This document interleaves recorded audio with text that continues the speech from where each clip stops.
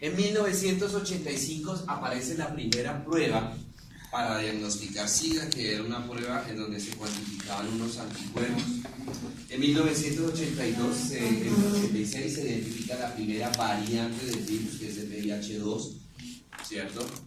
En 1987 aparece el quinto virus relacionado con el SIDA, que es el HTLV5. En 1987 aparece el primer medicamento que se utilizó para el manejo del SIDA, que era la acetiprina, la ZT, y ese medicamento fue prácticamente, solamente duró como un año, porque inmediatamente fue demandado, porque mataba a los pacientes por los efectos secundarios. Entonces el paciente prefería morir de SIDA y no de la anterior, porque producía insuficiencia renal, producía insuficiencia cardíaca, mejor dicho, era un tóxico impresionante. A partir de 1996, entonces ya a nivel mundial, la Organización Mundial de la Salud, digamos que determinó que para el manejo del SIDA tenía que utilizar un tratamiento triterapia. Entonces ya empezaron entre 1987 y 1996, empezaron los laboratorios farmacéuticos a estudiar el SIDA y a empezar a sacar medicamentos en la medida que los biólogos y toda esa cuestión iban conociendo características del virus. Entonces los laboratorios iban sacando los medicamentos. En el año 2001 muere el primer niño con SIDA, que es Ngozi Johnson, que la transmisión de la enfermedad fue vía vertical, es decir, madre e hija. Ese es el retrovirus, ese es el virus del SIDA. Tiene la particularidad de que tiene tres capas. La capa más, aquí tenemos la partícula virión, este es un virus RNA. Aquí tenemos el virión, que es la partícula infectante.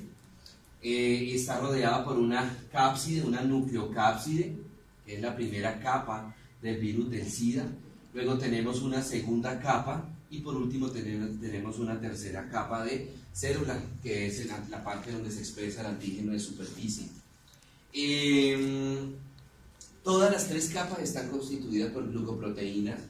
La capa más importante, por así decirlo, en cuanto a las glucoproteínas, es la capa superficial, la capa más externa, en donde tiene 72 proyecciones que son glucoproteínas. La principal glucoproteína que se encuentra ahí es la GP120 y en menor proporción la GP41, de tal manera que la GP120 se constituye como el primer anticuerpo que se va a expresar en la cuantificación del primer anticuerpo, en la GP120. ¿Sí? Bueno.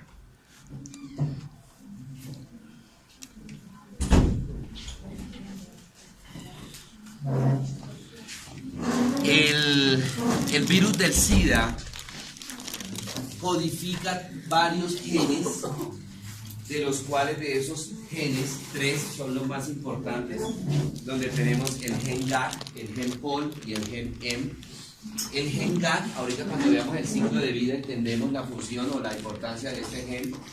El gen GAC codifica todas las proteínas del core, o sea, todas las proteínas de la superficie del virus del SIDA, especialmente la glucoproteína GP120 y en menor proporción la GP41. Constituye la estructura del virión, o sea, de la parte del RNA.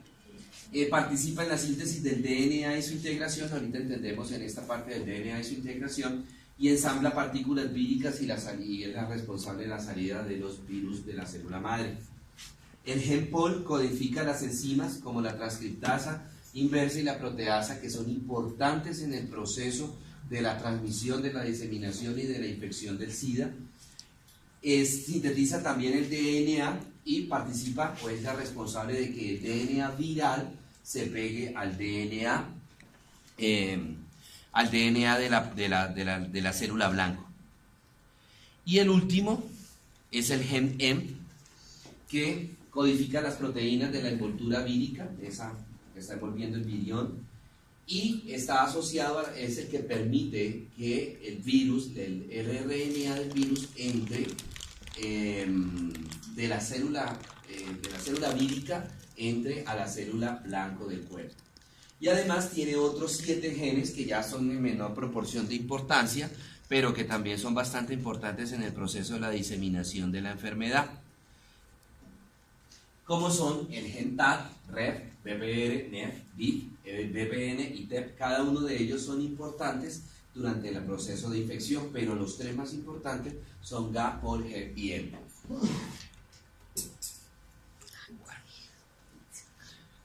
Veamos el ciclo de vida. Muy bien, ¿cómo se contrae la enfermedad y cómo es la diseminación? ¿Cierto? El virus ingresa, como usted ya lo conoce, el virus ingresa a través de secreciones, a través de sangre, a través de trasplante. Una vez que el virus ingresó, busca la célula blanco. La célula blanco en el virus del SIDA pueden ser 2 células, una que se llama el linfocito TSD4 y otra que se llama el macrófago. ¿Cómo reconoce el virus del SIDA a estas células? Porque estas células... ¿Me deja seguir? Gracias, muy amable. ¿Cómo reconoce el virus del SIDA a estas células? ¿Cómo el virus del SIDA reconoce el linfocito TCD4 o el macrófago? Porque estas células tienen unos correceptores que no lo tiene ninguna otra célula. ¿Sí? Es como una señal que tiene esa célula que no la tiene ninguna otra célula del cuerpo. Y esa señal se llaman correceptores. ¿Cómo se llaman esos correceptores? En el caso del linfocito TCD4, el correceptor se va a llamar CXCR4. Y en el caso del macrófago se va a llamar CCR5. Entonces el linfocito, donde ve ese correceptor, él sabe que es o un linfocito TCD4 o un macrófago y se va a pegar. Ese correceptor es el que llama, por así decirlo, es el que atrae al virus del SIDA, ¿cierto? Muy bien, una vez que llegó el virus del SIDA e identifica la célula blanco, se une a la célula blanco. ¿Se acuerda que el virus del SIDA tenía como unos chuzos, unas proyecciones que son de glucoproteínas? Se pega, se ancla a la célula blanco a través de esas glucoproteínas, y lo va a hacer a través de la glucoproteína 41, ¿cierto? Entonces ya se pegaron las 2 células a través de la glucoproteína 41, las virus del SIDA y el linfocito o la célula blanco. Ahí todavía no hay infección, ¿cierto? Muy bien. Posteriormente ya se pegaron. La que más predomina es la GP120, pero se pega a través de la GP41. Esa misma GP41 permite que se rompan las 2 membranas celulares, es decir, la membrana celular del linfocito TCD4 y la membrana celular del virus del SIDA. Se rompieron. Y en ese momento ya quedaron unidas, pero todavía no hay infección. ¿Cierto? Bueno, muy bien. De igual manera, la GP41, miren la GP41 como es de importante. No solamente es la que hace que se pegue el virus, no solamente es la que rompe las membranas celulares, sino que también la GP41 rompe la membrana celular, o la membrana nuclear, del virus del SIDA. Rompe la membrana nuclear del virus del SIDA. Entonces, ahí en ese momento se libera el virus del SIDA, el RNA del virus del SIDA. Y comienza a caminar el RNA viral, comienza a caminar buscando entrar a la célula blanco, ¿cierto? Muy bien. Yo les acabo de decir una cosa. ¿El virus del SIDA es qué? ¿RNA o DNA? RNA. Y las células de nuestro cuerpo, todas las células de nuestro cuerpo son ¿qué? DNA. Entonces el virus del SIDA, el RNA, no puede llegar y presentársele allá al DNA del linfocito TCD4, del macrófago, y decirle, oiga, déjeme entrar, porque no lo reconoce. No lo reconoce, porque yo soy DNA y usted es RNA. Entonces mire el virus del SIDA lo que hace. Produce una primera enzima que se llama la transcriptasa inversa o reversa. ¿Se acuerdan cuando vimos el GAP-POL-M? Que codificaba el gen POL, la transcriptasa inversa y en la proteasa. Entonces ese gen POL estimula para que el virus del SIDA produzca esta enzima que se llama la transcriptasa reversa o transcriptasa inversa. ¿Y qué hace esa transcriptasa? Convierte el RNA viral, lo convierte en DNA viral. Es decir, el virus del SIDA engaña a la célula blanco. Le pone un disfraz de RNA y ese disfraz se llama DNA. ¿Cierto? Muy bien. La transcriptasa entonces convirtió el RNA viral, lo convirtió en DNA viral. ¿Cierto? Muy bien. Entonces, ¿qué pasa? Ahora sí, yo soy DNA viral, me le presento al DNA de la célula blanca. Y entonces el DNA de la célula blanca, como dice, usted es familiar mío, venga, entre. Me deja entrar. DNA, el DNA. Buenos días. Ahora sí, hay un DNA viral acá enfrente de un DNA de nuestro cuerpo, de la célula blanca. Entonces, como ambos son DNA, entonces ese DNA de la célula blanca le dice, venga, entre, aparémonos, que estoy solito. Entonces el DNA viral le dice, listo, sí. Y ustedes saben que para que el DNA, que es una doble cadena helicoidal, se pueda aparear, se tiene que soltar esa doble cadena helicoidal y se tienen que armar dos filamentos, ¿cierto? ¿Quién hace eso? Una enzima que se llama la ribonucleasa H. Entonces la ribonucleasa H hace que la doble cadena helicoidal del DNA de la célula blanca se desenrolle y me quedan dos filamentos de cromatín de la célula blanca. Y esa ribonucleasa H hace también que el DNA viral se desenrolle y queden dos filamentos de DNA viral. Cuando ya tengo acá dos filamentos, y dos filamentos, ¿qué hacen? Se aparean. Entonces, un filamento de DNA de la célula blanca se aparea con un filamento del DNA viral. Y el otro filamento hará lo mismo. Entonces ya me quedaron dos filamentos contaminados. Ahí sí ya la persona se infectó de SIDA. ¿Sí? Ahí en ese momento. Porque ya tengo un filamento en donde se unieron el DNA de la célula blanca con el DNA viral. Y tengo otra cadena igual. Ya tengo dos cadenas infectadas. ¿Qué hacen ahora? Se enrollan y me van a formar un solo DNA. ¿Pero qué particularidad tiene este DNA? Que ya está infectado. ¿Cierto? Ya está infectado. ¿Cierto? ¿Y qué hace ese DNA? ¿Qué hace ese DNA normalmente después de esa célula blanca? ¿Qué hace esa célula? ¿Qué necesita hacer esa célula blanca? Si ya se unió los dos filamentos infectados, ¿iniciaron qué proceso? Que yo le dije, que le dijo el DNA, venga, gente, que estoy sola. Replicación. Entonces se empieza a replicar esa célula. Y al replicarse, ¿qué me va a dar origen? A dos células hijas, ¿cierto? Por mitosis. Pero ¿qué particularidad tendrá el DNA de esas dos células hijas? Que ya están infectadas, ¿cierto? Y se va a empezar a formar el virus, ya, el nuevo virus. Señor, ya ahorita les digo cuánto dura.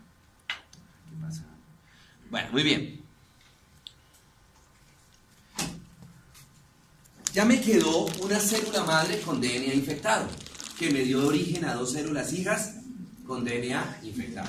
Pregunto, ¿esas dos células hijas que van a ser virus, nuevos virus, tendrán la capacidad o tendrán la particularidad de infectar a otras células así como están? Sí. O sea, el DNA infectado sale solito y sin membranas, sin nada. No. ¿Así? Sin protección a capela, como estamos acostumbrados. No, el DNA solito infectado no puede salir infectado. Él tiene que formar un nuevo virus. Hasta ahora tiene una pequeña parte del virus que es el DNA. Entonces, ¿qué pasa? Que aparece otra glucoproteína que me va a producir una proteína 17 y la proteína 17 empieza a producir proteínas que me van a ir formando el cuerpo del virus del SIDA. Y esa enzima se llama la proteasa. ¿Sí? La proteasa. Entonces la proteasa empieza a armar el cuerpecito. ¿Cuántas capas tiene el virus del SIDA? 3. Entonces aquí en el centro quedó el DNA infectado, el DNA viral, ¿cierto? Entonces esa proteasa estimula para que empiece a formarse en la nucleocápside, o sea, la membrana nuclear. Y luego esa proteasa estimula para que se produzcan proteínas que me van a formar la primera cubierta, por así decirlo, del virus del SIDA. Una vez se formó la primera cubierta, la segunda, y una vez se formó la tercera, de la segunda, la tercera. Y ahora sí tenemos un virus. Ya cuando ese virus está formado dentro de la célula blanca, ahora sí puedo salir e infectar otras células. Ese es el ciclo de vida. ¿Sí? Acá lo tenemos. ¿Sí? Llegó el virus del SIDA, la célula blanco, se unieron, ¿cierto? GP41, se unieron, GP41 rompe membrana celular, rompe membrana nuclear, salió el virus RNA, entró a la célula blanco, pero esto es DNA y este es RNA, no lo recibe. Entonces, ¿qué hace? Entonces, una transcriptasa inversa me lo convierte en DNA viral.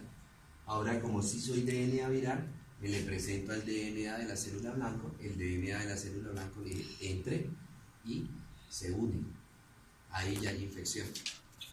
Sale, se replica la cadena, entonces sale una cadena esta que se queda en la célula madre, o sea, en esta célula, y sale otra cadena igual, que es la de la célula hija. Sale, empieza a migrar, pero ¿esta era qué? ¿Esto es qué? ¿Esto es qué? DNA. ¿Esto es qué? ADN. ¿Y el virus del SIDA es? RNA. Entonces, ¿qué tiene que hacer? Se produce una segunda transcriptasa inversa para convertir este DNA viral en RNA, nuevamente, en RNA. Y una vez que se convirtió en RNA, empieza la proteasa a producirme las proteínas que me van a ir formando todo el cuerpo, hasta que queda el virus completamente formado. Cuando ya el virus se formó, sale y este virus va a infectar otra célula. De esa célula madre, ¿cuántos virus salieron? De esa infección, ¿cuántos virus salieron? Dos. ¿Listos? Muy bien. La pregunta de José David: ¿cuánto tiempo dura este proceso? Entre 8 y 12 horas. Por eso es tan importante, cuando nosotros tenemos un accidente laboral, inmediatamente tenemos que ir al médico. Inmediatamente. No, esperen que cuando salga, mañana eso voy. Hoy va como a llover. Mañana voy.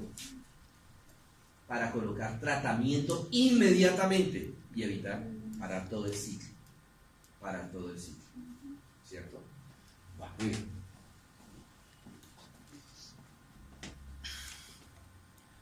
Ay, hijo de madre.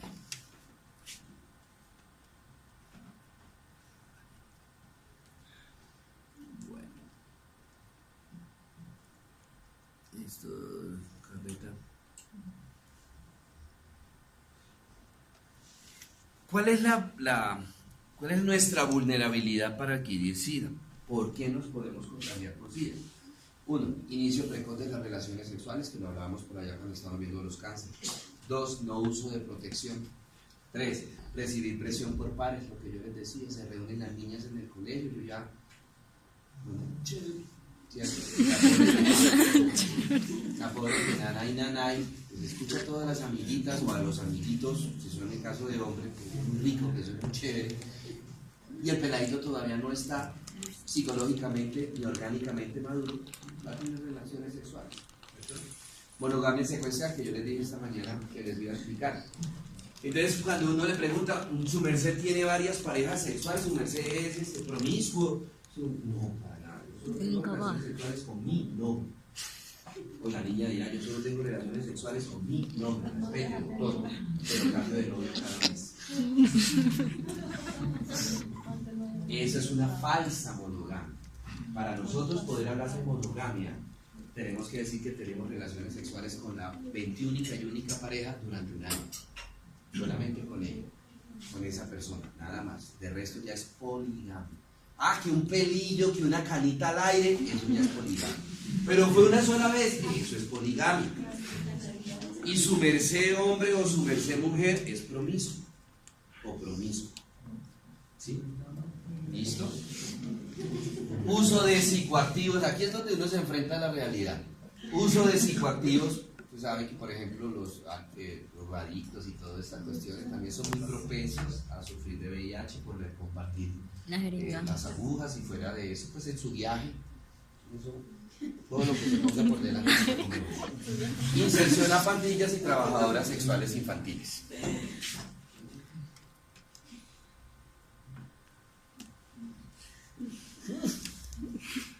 Dicho, bueno, entonces, mecanismos de transmisión, ya nosotros los conocemos, los mecanismos de transmisión. Entonces, puede ser por vía sexual, a través del sexo oral, a través del sexo vaginal o a través del sexo anal. En forma iatrogénica, accidentalmente, por transfusiones, por trasplantes, por inseminación artificial. ¿Sí? Señor. En el paciente se había dicho que había tenido 200 relaciones. Contactos sexuales. Exacto. Y solamente infectó a 67. Más de 70. Más de 70. ¿No debía de infectar a las 200? No, porque aquí hay una cosa, bueno, uno, de pronto en muchos de esos contactos sexuales usó preservativo. Dos, acá está. Existe la parte de la probabilidad de adquirir SIDA. Por ejemplo, en el caso de las relaciones sexuales, ¿cierto? En el sexo anal receptivo entre 0,1 y 0,3. Y en el sexo anal insertivo 0,03 a 0,1. Eso no nos interesa porque estamos hablando del caso particular del paciente cero. Entonces fíjese que no es muy alto el riesgo que en una sola relación sexual usted se vaya a contagiar. ¿Sí? No es muy alto el riesgo. Ojo, no quiero decir que entonces usted diga ahorita, ¡ay, es el 0,1 o el 0,3! No, tumbamos la capela. No. Porque hermano, si existe la predisposición, se contagia. Hay algo que hay que tener en cuenta. Recuerden, jóvenes, que cuando ustedes tienen relaciones sexuales, están teniendo relaciones sexuales no con la persona, no solamente con la persona que se están acostando, sino con todo su pasado sexual. ¿Sí? Con todo su pasado sexual. Sobre todo entonces en esas relaciones furtivas, ¿sí? Que van a una discoteca, se gustaron, rumbean, se emborracharon y terminan botellando, ¿cierto? Yo no me estoy acostando solamente con esa vieja, sino yo no sé esa paciente, esa mujer, con cuántas más personas se ha acostado. Y en ese momento es que el riesgo va subiendo. ¿Sí? El riesgo va subiendo a adquirir SIDA. Y también influye mucho mi condición, mi estado inmunológico. ¿Sí? Influye muchísimo. ¿Sí? Entonces hay que tener en cuenta eso. Bueno, muy bien. Tenemos ahora, seguimos dentro de los mecanismos, tenemos la diseminación vertical, que es la diseminación madre-hijo, la transplacentaria, y por último la infección ocupacional, la que hablábamos ahorita, un pinchazo que tengamos. ¿Sí? Entonces, el riesgo no es muy alto, pero es mejor evitarlo, ¿cierto? Bueno, dentro de la clínica del paciente con VIH-Sida es un síndrome de inmunodeficiencia adquirida, de tal manera que cualquier síntoma que ustedes se puedan imaginar puede afectar al paciente. ¿Por qué? Porque se le bajan las defensas, el sistema inmunológico se baja y es incapaz de reaccionar con anticuerpos ante cualquier agresión de un microorganismo que ingrese al cuerpo, ¿cierto? Realmente la causa de muerte de un paciente con SIDA no es por el SIDA, sino son por las diferentes o por las múltiples infecciones que puede adquirir. Una gripa en un paciente con VIH-Sida lo puede matar, ¿cierto? Llegamos nosotros con una gripita que de pronto pasa inadvertida entre todos nosotros, ¿cierto? A un paciente con VIH-Sida sí lo puede matar, y es un virus tan cotidiano como es el rinovirus, que nosotros todos los días estamos expuestos al rinovirus. Por el hecho de que no tengamos gripa en este momento no quiere decir que no nos estemos exponiendo a microorganismos, todos los días. durmiendo, durante la vigilia, durante el sueño, bañándonos, porque ninguno de ustedes se baña con agua estéril. Ninguno esteriliza el agua para bañarse. Desde ese momento estamos en contacto con microorganismos, sino que nuestro sistema inmunológico es capaz de reaccionar ante todos esos agentes agresores produciendo anticuerpos. Los pacientes con VIH no pueden hacer nada de eso. ¿Sí? Bueno, vamos a ver de pronto alguna de las patologías sobreagregadas, que son las infecciones oportunistas que presentan los pacientes con VIH-Sida. ¿Sí? Entonces, protozoarios que más comúnmente pueden atacar a un paciente con VIH-Sida. Pneumocystis carini, que fue la primera bacteria que mató a esos 5 muchachos estadounidenses, que fue los que produjo la muerte rosa. El Cryptosporidium parvum, el Toxoplasma gondii, el Histospora beli. Dentro de los hongos, quizás de los hongos son los que más frecuentemente afectan al paciente con VIH-Sida, porque este hongo, la Candida albicans, ataca principalmente a los pacientes inmunosuprimidos, de tal manera que si alguno de ustedes en algún momento tiene cándida en la boca, puede ser, es que tienen algún proceso de inmunosupresión, puede suceder que pasaron una gripa de esas bien tenaces, bien berracas y por las defensas están bajas y el hongo ataca, ¿cierto? El Cryptococcus neoforma y el Histoplasma casulacum. Muy bien. Dentro de los virus, que más comúnmente, porque aquí estamos hablando simplemente de frecuencia, de los más comunes, dentro de los virus tenemos el citomegalovirus y tenemos el virus del herpes zóster, que es el que me produce la culebrilla. ¿Sí? Dentro de las bacterias estamos el Mycobacterium, cualquier tipo de Mycobacterium, por eso una de las principales causas de muerte de los pacientes con VIH-Sida es la tuberculosis, producida por Mycobacterium, cualquier tipo de Mycobacterium, Mycobacterium tuberculosis, Mycobacterium avium, Mycobacterium bovis, ¿sí? La salmonela, que ya nosotros la vimos a través de los alimentos, y el Streptococcus pneumoniae. Y por último, pues les decía, todos los Mycobacterium, cualquiera, es el que está hoy día ocasionando la muerte en los pacientes con VIH-Sida. ¿Sí? Ok. Algunas lesiones micóticas, que ya las vimos, la cándida, el histoplasma, ya las acabamos de ver, que como síntomas el paciente puede presentar herpes simple, herpes zóster, la culebrilla, leucoplaquias orales, lo que nosotros llamamos vulgarmente, no sé si ustedes lo conocen así como sapitos, las placas, que aparecen en la boca, en las encías, en las mucosas. ¿Okay? Bueno. Las principales causas de muerte de un paciente con VIH-Sida, sea el carcinoma cloacogénico, ¿sí? Una de las principales. En otra, que ya lo vimos nosotros, los linfomas y los sarcomas. Sarcoma de Kaposi, ¿se acuerdan ustedes de la imagen de era Gaetán Gugas? El que murió ahí por sarcoma de Kaposi. Bueno. El diagnóstico. Bueno, hoy día afortunadamente tenemos muchas pruebas a través de las cuales nosotros podemos hacer diagnósticos presuntivos o diagnósticos confirmatorios para el VIH-Sida. Entonces, el primero, la detección de anticuerpos. Tenemos una prueba presuntiva que es la ELISA. Entonces, cuando un paciente tiene ELISA, no necesariamente que tenga una ELISA positivo, no necesariamente quiere decir que tenga SIDA. Pues esta prueba hace reacciones cruzadas con otras patologías, como por ejemplo otras enfermedades inmunológicas, otras enfermedades del colágeno, pero es una prueba presuntiva. Si es un pacientico que de pronto es promiscuo sexual, que no usa preservativos y que tiene síntomas de inmunodeficiencia y sale un ELISA positivo, lo más seguro es que tenga SIDA. Existen pruebas confirmatorias que son el Western blot, que es la prueba específica, ahí sí. Cuando el Western blot sale positivo, no hay más nada que hacer. Paciente diagnóstico, SIDA. Una particularidad con el virus del SIDA es que el virus del SIDA tiene una ventana inmunológica, ¿sí? Que dura 6 meses. Entonces, cuando en algunas ocasiones han sucedido que pacientes les hacen un Western blot, les sale negativo y el paciente pues dice, bueno, gracias a Dios no tengo SIDA.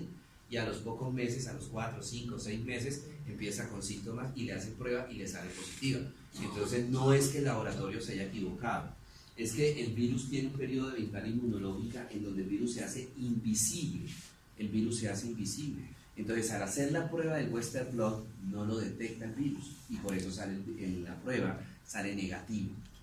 Entonces, ¿cuál es qué es digamos, qué se aconseja?